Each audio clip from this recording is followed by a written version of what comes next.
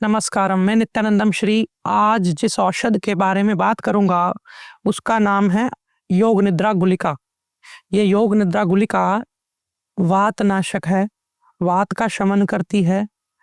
मस्तिष्क के जो विचार हैं, जो उसमें एक तरह से विचारों का जो एक भवंडर चलता है, उसको शांत करती है। इसके पीछे की साइंस ये है कि वातनाशक औषधि होने के कारण ये पाचन संस्थान से, रक्त से जो अत्यधिक वायु है उसको निष्कासित करती है अपने उष्ण और वातनाशक प्रभाव के कारण, और फिर उसके बाद नाड़ी को थोड़ा मंद करती है। इतना मंद नहीं कि व्यक्ति से निद्रा में बहुत वो तंद्रा में चला जाए या बेहोश हो जाए, लेकिन इतना थोड़ा नाड़ी धीमा करती है जो उसकी अधिकता, जिससे विचार ज़्यादा आ रहे हैं, जो जिसकी वजह से फिर तेज तेज सांस चलती है और ज़्यादा विचार आते हैं, एक्टिव हो जाता है व्यक्ति, वो इसके इसके लिए दी गई है, ये काम करती है। तो इसमें हम क्या क्या इसका अनुपान रहेगा, कब इसको उपयोग करें कब ना करें, ये सारी बातें मैं आपको जाहिर करना चाहता हूँ, बताना चाहता हूँ, ताकि सभी वैद्य भाई बहन इसको सटीक उपयोग कर सकें। ये ना हो कि दी और लाभ नहीं हुआ फिर कहें अरे क्या औषध है, छोड़ो। तो वो चीज़ समझनी, पहले तो इसको उष्ण जल से दें या फिर दुग्ध से दें तो सही रहेगा, क्योंकि वातनाशक औषधियाँ उष्ण चीज़ों के अनुपान से ही दी जानी चाहिए, तो बेहतर लाभ करती हैं। फिर दूसरा इसमें ये है कि ये घनवटी है, रसवटी तो है नहीं, ना ही अर्क है। हालाँकि दशमूल अर्क रात्रि को हम 4 चम्मच दुग्ध में दें, दूध में या मूँग के सूप में दें, तो उसमें क्या होता है कि उसी से व्यक्ति को नींद आ जाती है।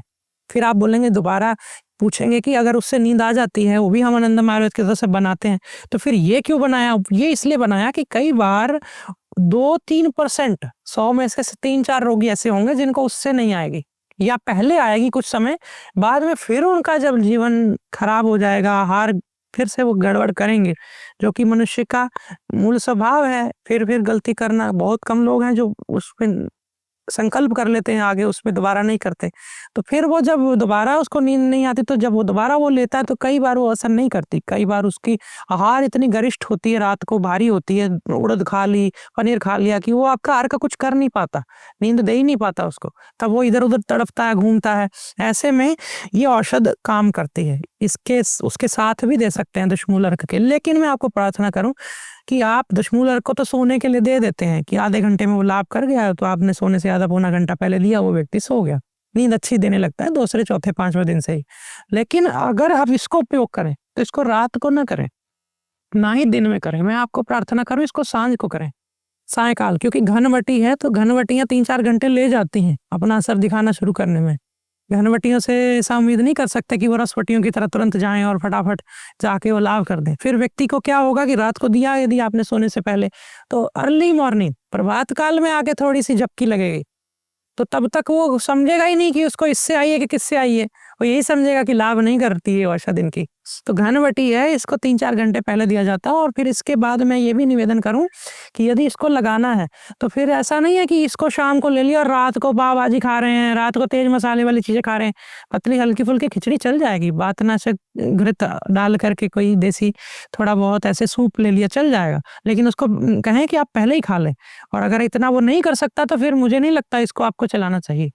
इतना करके फिर आप देखें, फिर आपको ये लाभ देगी। फिर अगर ऐसा नहीं करना तो आप एक और 2-3 जगह इसको उपयोग कर सकते हैं, वो रात को भी कर सकते हैं, बहुत रात को भी, कि जैसे कई लोगों को नींद में चलने की आदत होती है, या फिर कई लोगों को बड़बड़ाते हैं, आप उनसे सुनेंगे दिन भर में जो बातें हुई वो सारी रात को बोलते हैं। वो बच्चे खासकर बोलते हैं, कई युवाओं को, वृद्धों को भी आदत होती है, जाती नहीं है, तो उसमें आप इसको दे सकते हैं। मानसिक तौर पे कोई व्यक्ति चाहता मुझे रेस्ट मिल जाए, तो वो रात को ले ले रोज दूध के साथ, तो मानसिक रेस्ट मिल जाएगी। चलो नींद तो उसकी अपनी है, वो तो उसने लेनी है, रात को लेने से उसको तुरंत इससे नींद तो नहीं आई, लेकिन मानसिक रूप से जैसे कई दिनों में आप देखते होंगे, आपने सुनना, आपको लोग आके बताते होंगे कि आजकल मूड थोड़ा ठीक सा नहीं है, पेट भी अपसेट है, वायु गैस तो है, लेकिन ना कुछ अच्छा नहीं लग रहा, चिड़े-चिड़े से हैं, अशांत से हैं, गुस्से जल्दी हो जाते हैं, एग्रेसिव हो जाते हैं, तो उस स्थिति में मानसिक रूप से परेशान है, मन को शांति देगी। सर्पगंधा है, हल्का सा जटामांसी है, थोड़ा दशमूल है,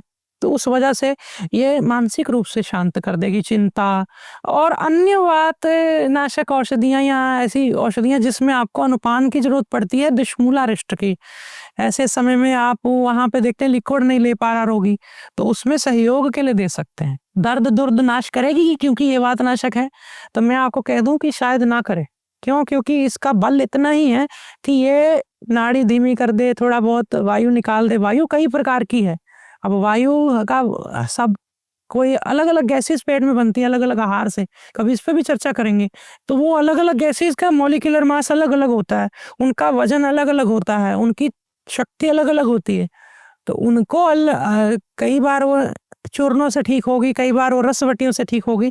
तो ये जो वायु ठीक करेगी ना, ये उतनी ही वायु ठीक करेगी कि जिससे जो वायु आपके सूक्ष्म स्रोतों में चली गई है, जिसकी वजह से स्किन रफ हो रही है, वायु ठीक हो गई, अब उसके बाद दोबारा ना हो जाए, प्रिकॉशन के लिए आप ले सकते हैं इसको।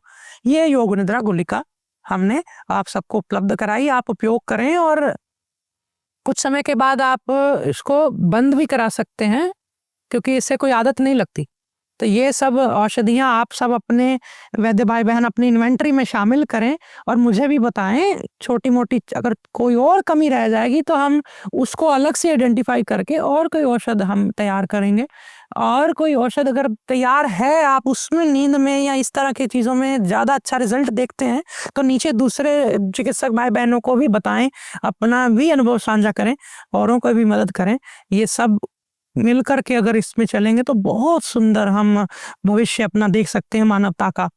एक मुलेठी का चूर्ण हमने आनंदम आयुर्वेद की तरफ से तैयार करवाया है, जो कि बहुत बड़ी तोप नहीं है, आप सब जानते हैं मुलेठी के बारे में।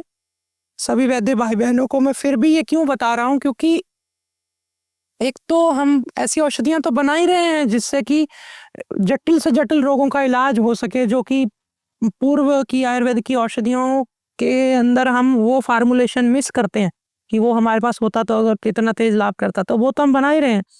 लेकिन साथ-साथ कुछ ऐसी सिंपल औषधियाँ भी इसलिए बनाते हैं ताकि मशीनें भी हर वक़्त बिज़ी रहें, स्टाफ भी जो काम कर रहा है वो भी बिज़ी रहें, खुश रहें। और एक चीज़ हम इसलिए भी मुलेठी को तैयार करा है कि हम देखते हैं कि मुलेठी का चूर्ण बाज़ार में जो मिलता है वो मोटी मुलेठी पीस देते हैं, जो कि इतनी गुणकारी नहीं होती। ये जो बारीक-बारीक, पतली-पतली पेंसिल जैसी मुलेठी होती है, ये ज़्यादा गुणकारी पाई जाती है और इसको अगर आप चूर्ण की तरह लेते हैं, तो कब्ज़ के लिए भी बहुत लाभकारी है, बच्चे से लेके बुज़ुर्ग तक, किसी को भी। और गर्भावस्था में भी कब्ज़ के चूर्ण मना होते हैं, त्रिफला और सनाए पत्ती आदि नहीं दिए जाते।